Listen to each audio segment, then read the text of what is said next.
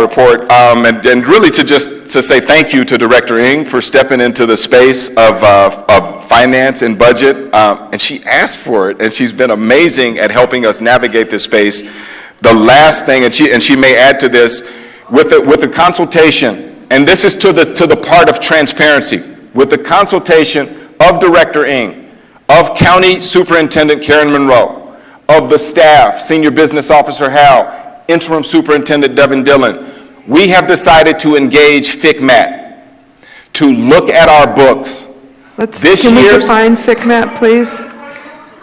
FCMAT would be the Financial Crisis Management Assistance Team. Okay, so FCMAT is the Financial Crisis Management Assistance Team. They are there to help us. We are understaffed in our budget department. So we have engaged FCMAT and will begin to engage FCMAT so that they can begin a study to look into, first get an overview of our budget and potentially take a deeper dive into our budget.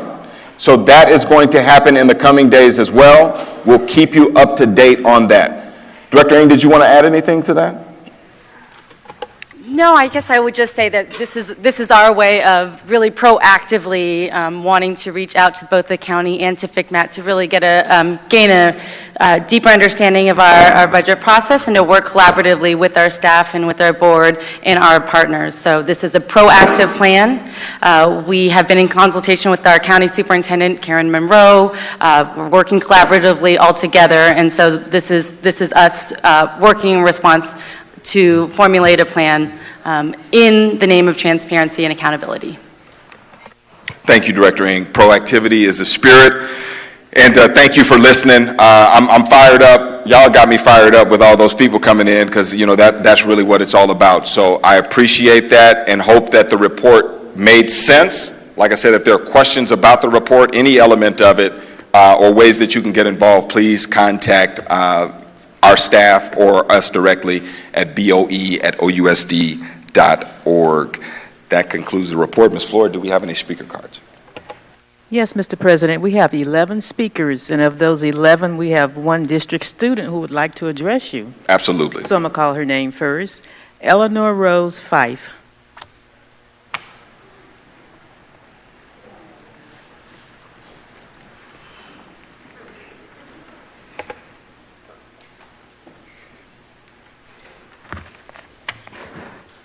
Good evening.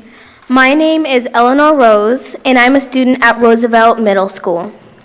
I'm here to demand real community involvement and transparency in OUSD's search for a new superintendent. Einstein's definition of insanity is doing the same thing over and over again and expecting a different result.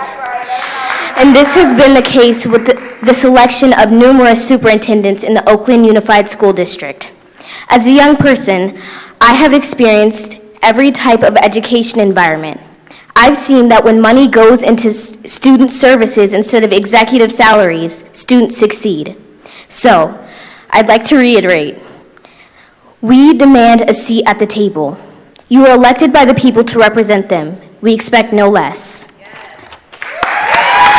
Thank you.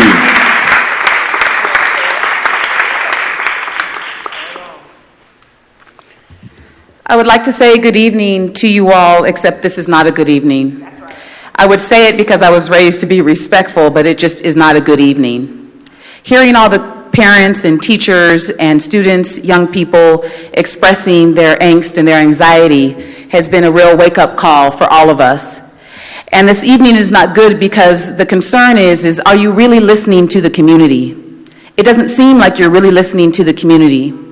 A few months ago, community organizations and individuals came before you and asked for an open search for superintendent. They brought you 3,000 plus petitions of the community here in Oakland, the community that voted you into office, saying they do not trust you and they do not trust the process that you are following. Leadership Associates, based in LA, California, has taken 35 candidates, and you are saying that it is good to interview only 5 or 7 of them? I think that's atrocious, and I'm going to tell you why. Because I'm an educator, 18 years strong, full-time, and I have seen what happens behind the closed doors. Qualified candidates of color, please listen. I'm talking to the student because that's the only one I trust. Please listen. I'm going to keep speaking because honestly, President Harris, you kept speaking and we've been sitting here for 3 hours. Student Director Akins, I really want you to listen to this because this is how systematic racism happens. Behind closed doors, they have excluded 28 to 30 candidates. And I wish that you could see those resumes, because you would see resumes with JDs, MAs, and PhDs. You would say resumes that are from black men, black women, Latino men, and women who have been excluded but actually meet the minimum qualifications. Please wrap it up, ma'am. What we're saying is that we have demands, and this is on behalf of the state of Black Oakland. We are saying that you have the power to stop this process for superintendent as you have defined it right now. That you open the interviews and interview all 35 candidates. That you interview them publicly for the community to watch and participate in. That you accept questions from the state of Black Oakland to go along with the student questions, and that you offer a vote to the 2 votes for the state of Black Oakland in this process.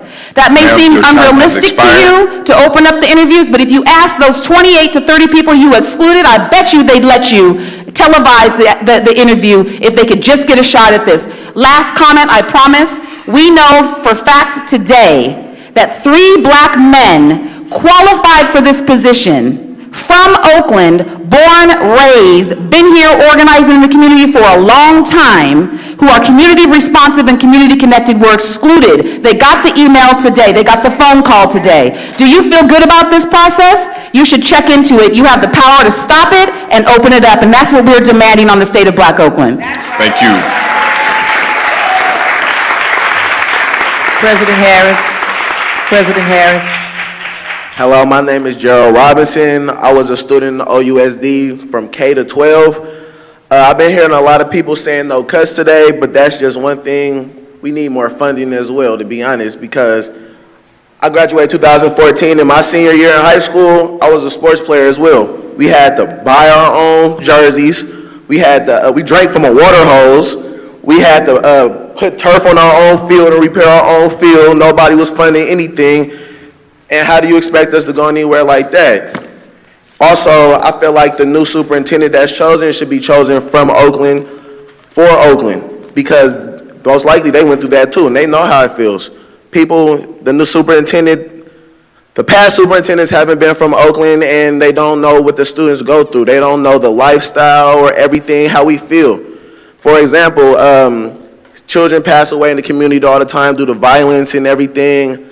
Okay, I had a friend that passed away. Teachers didn't care, they expected everything. But 2 students passed away in a DUI accident. It was an intervention in classrooms and everything. But we don't get that same type of love, and we going through the same stuff at home, even more behind closed doors. So that's all I wanted to say. Thank you. Thank you, young man.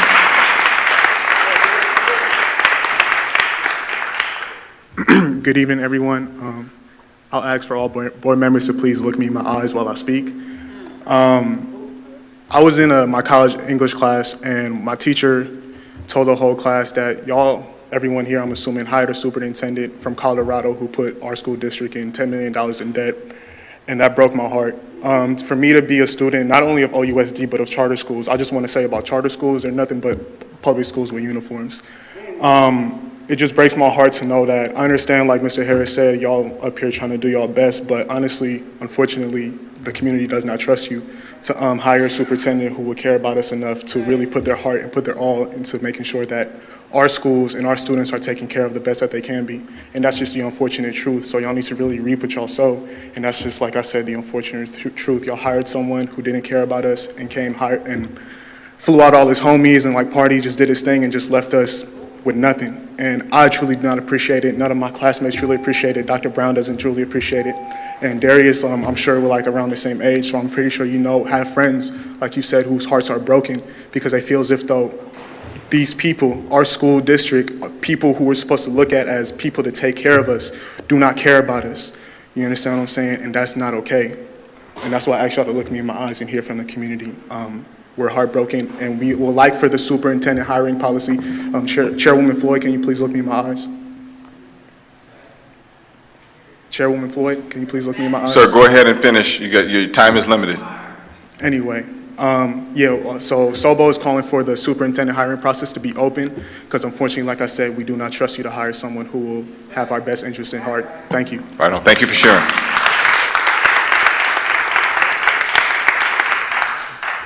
My name is Lowell Bennett. I'm a longtime homeowner in Oakland, and I want you to understand that your process is flawed by eliminating so many candidates so early in the process without input from the community.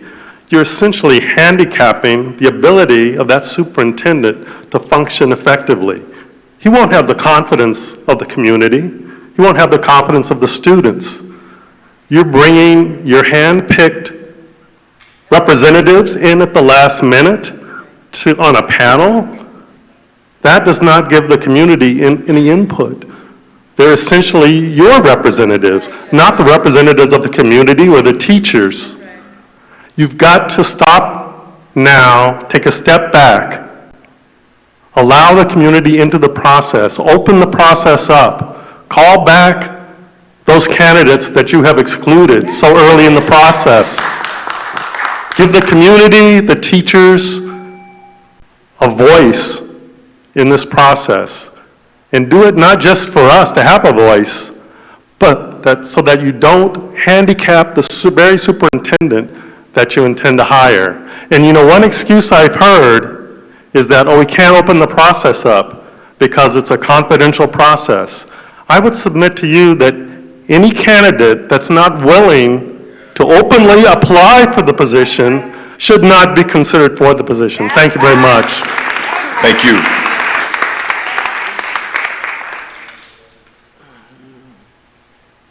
How y'all doing today? My name is Yakub Bey. I'm a former OUSD student. I'm a current student at Merritt College. I fully support SOBO's demands. I feel that there should be an open interview process for the next superintendent. You made a comment that you want the next superintendent to fully support and fully understand, Oakland students. Like, I personally feel that you have to live in Oakland, have been in OUSD, or have children or relatives in OUSD for you to fully understand what the students go through. And if there isn't a candidate who's an Oakland resident or an Oakland native, then I hope that you can open the interview process so that the community can be a part of it and that we can get a say-so in his or her values and make sure that he or she puts the children in OUSD values first. Thank you. Thank you.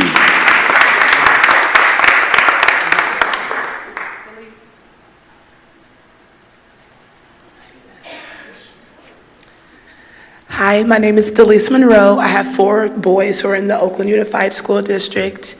And this afternoon, when I was at work, this guy came in asking for donations. And he said, I'm looking for donations because we no longer can provide food, just coffee basics for the OUSD principals that he's training. And I thought to myself, this is crazy. I really didn't know how bad the Oakland School District was until my children got into it. I'm not from Oakland, but I know you guys are like 20 years behind everybody.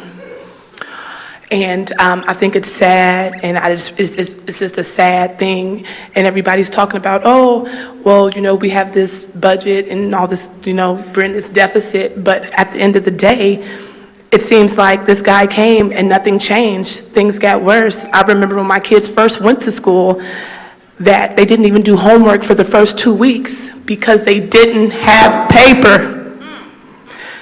What kind of school district is that? And now you're saying that you don't have money and you're doing all these cuts and you're going to do these combo classes that don't work. And then you're going to let the charter schools use the rooms they don't use.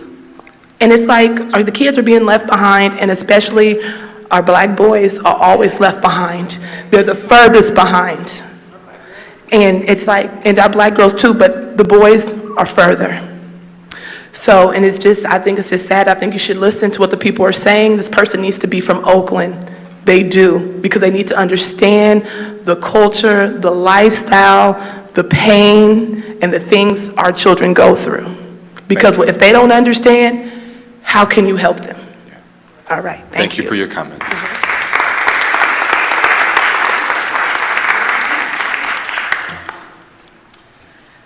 Good evening, Board. My name is Stacy Rogers. I was born and raised in Oakland, California, went to Oakland Unified School District schools, John Marshall, King Estates, and Skyline. I have a son who is severely disabled, and I had to fight OUSD on 3 different occasions to get him the special education services he needed. And to hear the sister here's talk about her being given a non-reelect letter, I would have loved if she would have been my son's teacher at his time during Oakland Unified. It's breaking my heart to hear all of this stuff going on, that we have to fight to be even halfway educated. I mean, because let's face it, it's not like an administrator told me in Berkeley, where my son is now, which is even worse than what's going on in Oakland as far as push out, that we don't have to do what's best. We just have to do what's in the paper. I mean, those type of things. So I just am asking you to reevaluate your decision-making up here, because this isn't how this city has been run back in the day, and I can't even fathom what goes on in the schools now. I mean, it's nothing like when we came up. So you just really need to reevaluate all your decisions and how it's affecting people's livelihoods, true livelihoods. Thank you. Thank you, ma'am.